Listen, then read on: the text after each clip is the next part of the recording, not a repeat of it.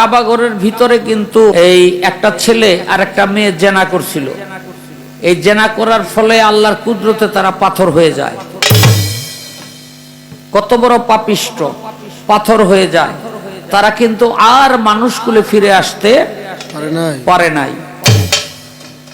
তো কাবা ঘর নিয়ে অনেক ইতিহাস আছে।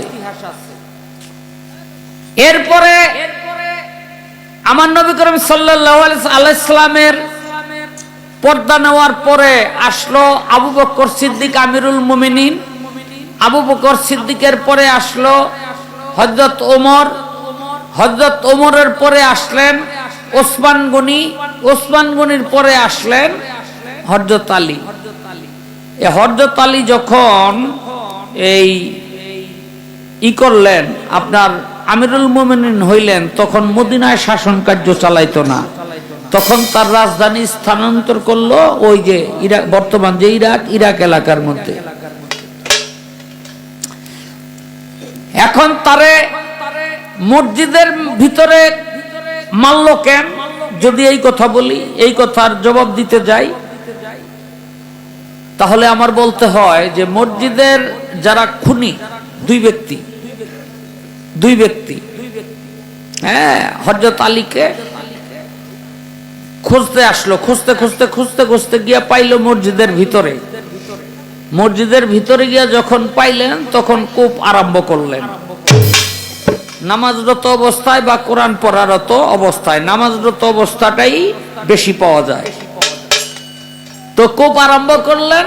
আধা মনের মতো মানুষ আইয়া পড়লো। চিৎকার শুনে তাদেরকে ধরে আনা হইল ওই দুই ব্যক্তিকে। হযরত আলী তখন খুশি হয়ে গেল।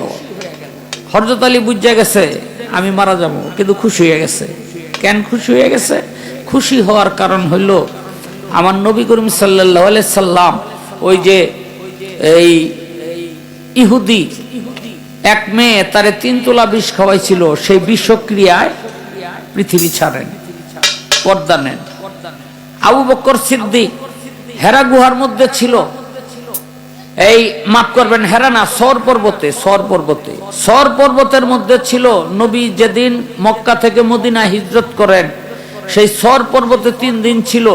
সেই সময়ে একটা সর্প আবু বকর সিদ্দিককে দংশন করে মৃত্যুর সময় এই সর্প দংশনের বিষক্রিয়ায় তিনি মারা যান।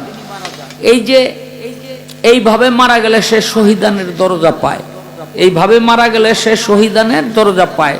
সবারই একদিন মরতে হবে, কিন্তু বলা হয়েছে, আল্লাহর রাসূল বলছেন, যেই ব্যক্তি শহীদানের দরজা পাইল, এর চেয়ে শ্রেষ্ঠ মৃত্যু আর হইতে পারে না। হাদিস বুখারীর মধ্যে আমি পেয়েছি, যারা জান্নাতি হয়ে গেছে তারা আল্লাহকে প্রত্যেকদিন বলে, মানে যারা শহীদানের দরজা পাইছে তারা আল্লাহকে প্রত্যেকদিন বলে, আল্লাহ আপনি আমাদেরকে জান্নাত দিয়েছেন, আপনি আমাদেরকে আবার দুনিয়ার মধ্যে পাঠান। আল্লাহ কয় কেন? কয় আবার পাঠাইলে আবার আপনার নামে শহীদ হয়ে আমরা আসতে চাই। শহীদানের মৃত্যুটা হইল আল্লাহর কাছে এত প্রিয়। ওসমান গনি, আসতে বাবা, ওসমান গনি, ভালো করে কথাটা খেয়াল করবেন। ওসমান গনি তখন মদিনায় শাসন কার্য পরিচালনা করে। আব্দুল্লাহ সাবা 3000 সৈনিক লইয়া, মুসলমানের লেবাস লইয়া, আব্দুল্লাহ সাবা মুসলমান ওই 3000 গুছাইয়া গাছাইয়া ওদের লেবাসে মুসলমান, হ্যাঁ, এই মদিনা আক্রমণ করলো। মদিনা যখন আক্রমণ করলো, তখন ওসমান গনির বাড়ির চতুর্দিক দা ঘেরাও করে রাখলো। হ্যাঁ, দিনের পর দিন চলে যায়, ঘরের খাবার শেষ, ঘরের পানি পর্যন্ত শেষ। ওসমান গনির পরিবার, বিবি পাশের বাড়িতে গেলেন পানি আনবার জন্য, কিন্তু দুই পাশে হইল আপনার ওই আব্দুল্লাহ সাবার সৈনিকেরা দাঁড়ানো।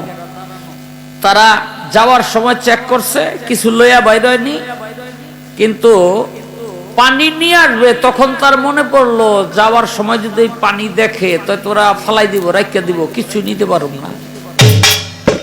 তখন কি করলো, এই জিহ্বাটারে পানির মধ্যে ডুবাইয়া এই উপরেও লাগাইলো না, নিচেও লাগাইলো না, আইলো।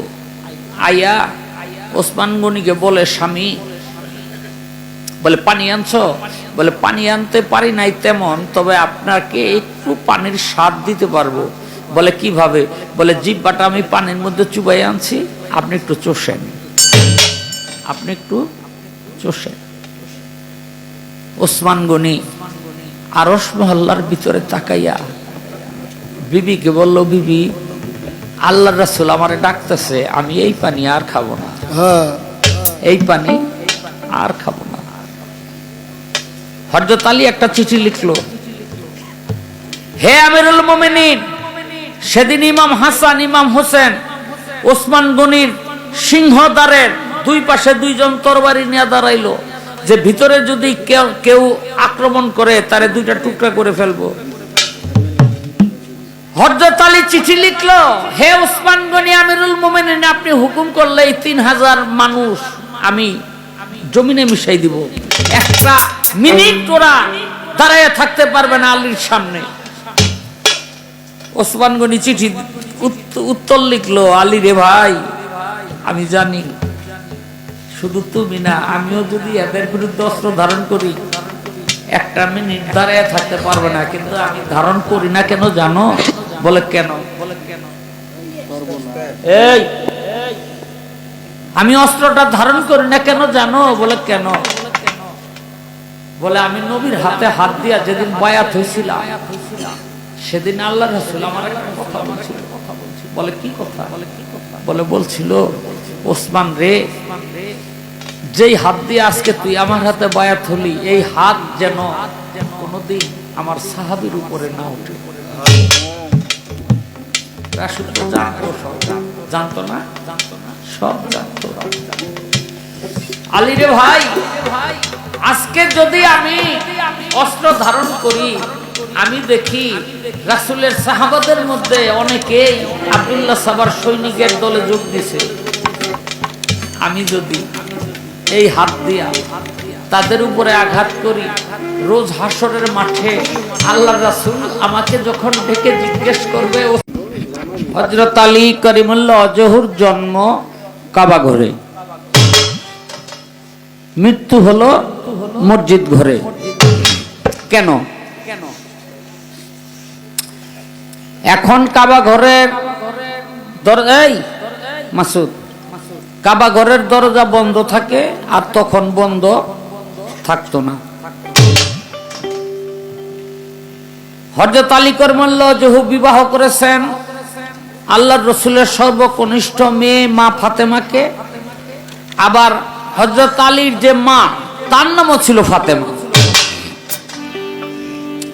গর্ভ অবস্থায় এখন যারা হজ করেছেন তারা জানেন আশেপাশে কোনো বাড়ি ঘর নাই। আর তখন একেবারে চতুর্দিকে না, একেবারে কাবা ঘর এই ঘেঁষাইয়াও আপনার ঘর ছিল। যেমন কাবা ঘরের হাতিমের উপরে, এটা কাবা ঘরের ভিতরে বলা চলে, কাবা ঘরের হাতিমের উপরে ছিল উম্মে হানির ঘর।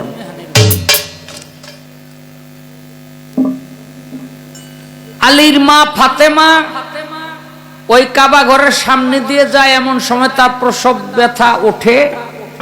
তিনি নিরাপদ আশ্রয় মনে করে কাবা ঘরের ভিতরে গিয়া ঢুকলেন, ব্যথায় সহ্য করতে না পাইরা। কিন্তু আল্লাহর কি মহিমা, সেখানেই হযরত আলী করিমুল্লাহ ওয়াজহু কাবা ঘরের ভিতরে জন্ম নিলেন। এটা হলো একটা কারণ। দেখো